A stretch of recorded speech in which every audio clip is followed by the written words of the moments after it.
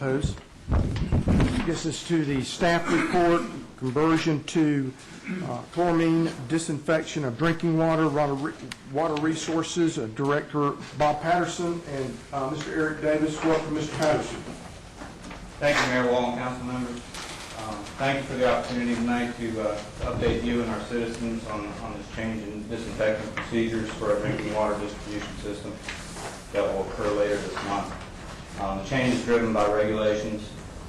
These regulations are intended to reduce the formation of potential disinfection byproducts that can occur when available chlorine ions react with organic matter in the water.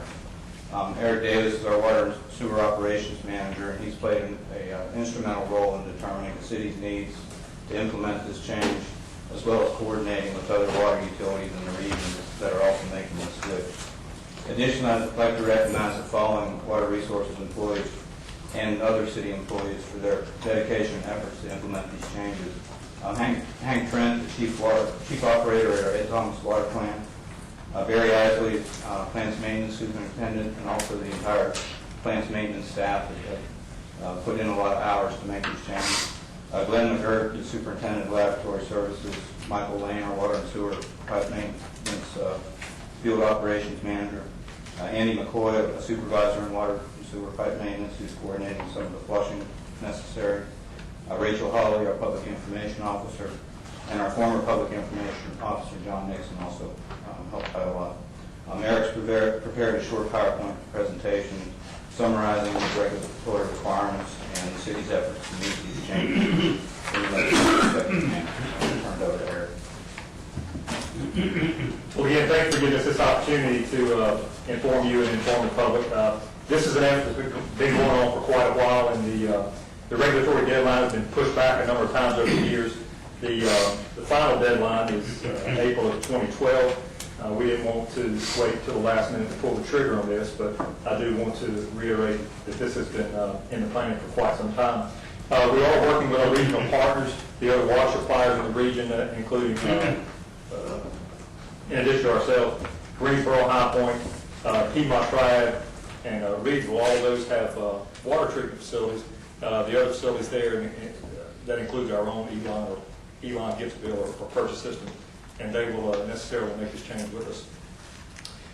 Disinfection is probably, if I had to narrow down one single most important phase of treatment plant operation for water, it's disinfection.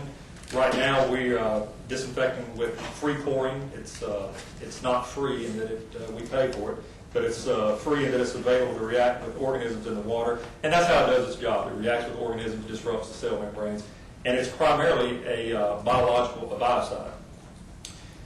We've got actually two disinfection processes that occur in the water treatment plant.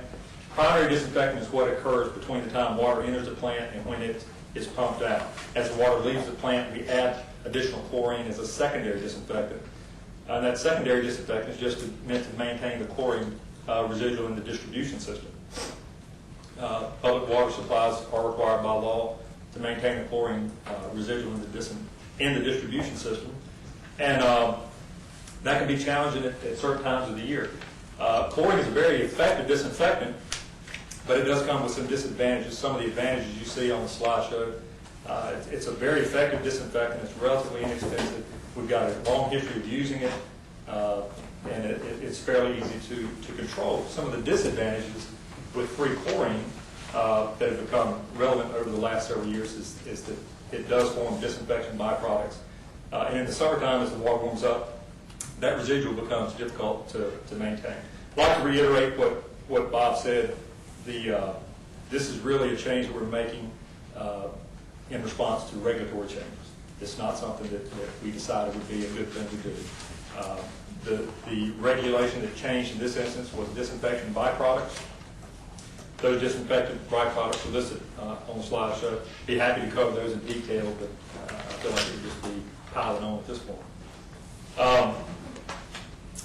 The decision, there are a number of ways that we discussed amongst ourselves and with the partners for controlling disinfection byproducts, these changing regulations for us complying with those.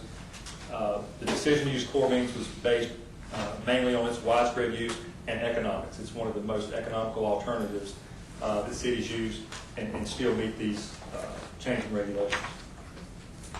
So why do we choose chloramines? Well, as I said, chloramines really arrest the formation of the disinfection byproducts that are now regulated, and regulatory limits are changing. In addition, chloramines are more persistent than chlorine, especially in those warmer water months. So this chloramine should stabilize our water in the distribution system. Usually our biggest months for getting complaints is when the water turns warm. It's June, July, and August. I'm not going to say that chloramines are going to eliminate all that, but it really should help stabilize the taste and odor complaints that we get from season to season. There is, like I mentioned, there's a long history of chloramines in the world and in this country. Chloramines were very commonly used early on in the disinfection process. Back in the 20s, it was fairly common in the United States. That all changed as World War II came along. They were using a lot of ammonia in manufacturing process for manufacturing explosives. So the availability of ammonia decreased, and most water plants that were using chloramine switched over to free chlorine, and that use of free chlorines persisted up until today. Some of the larger cities in the country that are using chloramines today and when they started using them. So you can see the history goes back a way. In North Carolina, there are a number of utilities in North Carolina that have been using chloramines for quite some time now, including our neighbor Graham. They've been on chloramines for several years now. A little bit about the chloramination process. This just represents our treatment process. We currently add chlorine at 2 locations prior to filtration and prior to the water being pumped out into our distribution system.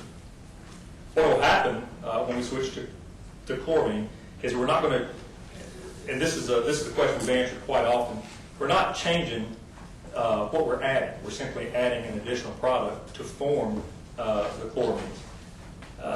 One of the issues that we'll have with chloramines is like a lot of things, is there's a balancing act there. There's some products that form that we don't want to form. There are no health-related issues with these, but the dichloramines and the trichloramines have some offensive odors that are associated with them. So we want to try to maintain an operation that forms as many monochloramines as possible and minimize the formation of these dichloramines and trichloramines. And we'll do that through operational control at the treatment facilities.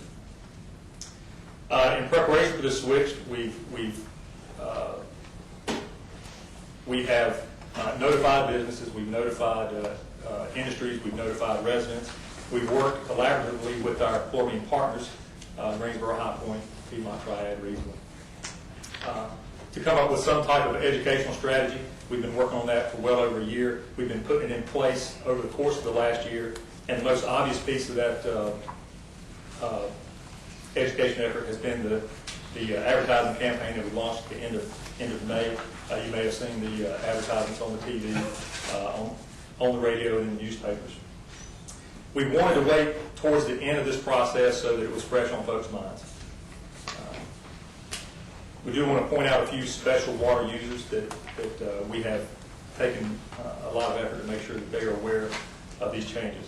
Including medical industries, specialized industries, which includes anybody that uses water, whether it's laboratories, biotech, food processing, meals, and a particular concern, the folks, the aquaculture industry, because the chloramines that will be forming are going to be toxic to fish and amphibians.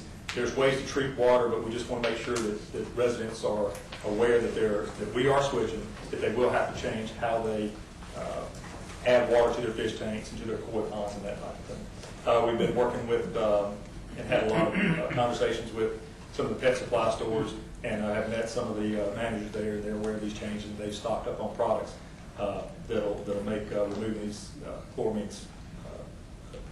They got products available for those that are concerned about that. In the medical group, kidney dialysis centers are our main concern. The dialysis process has to use an ultra-pure water, and they have to be made aware that they'll have to remove chloramines prior to using the water for dialysis. Other medical facilities, dental facilities, we just want to make sure that everybody had plenty of notice. Specialized industries listed there, generally any manufacturing plant, laboratories, biotech. We've notified all these folks that there's a change coming. And fish pond, aquarium owners, and pet stores. The conversion schedules take place the week of July 25th. Again, we're working with the other communities to pin down the exact time we're going to switch, to try to make this transition as seamless as possible for us and for all the other municipalities involved. That week we'll be making the switch probably on Monday morning, and we'll be doing some flushing out of the distribution system that entire week to try to speed that process along. Mentioned earlier the elements of our education campaign, television, radio, newspapers. We put up posters, we handed out brochures, we put notices in the city works, and Rachel's been really good, John Nixon prior to Rachel. And that concludes my remarks. If there are questions you have for me or Bob. Any questions or comments for Mr. Davis?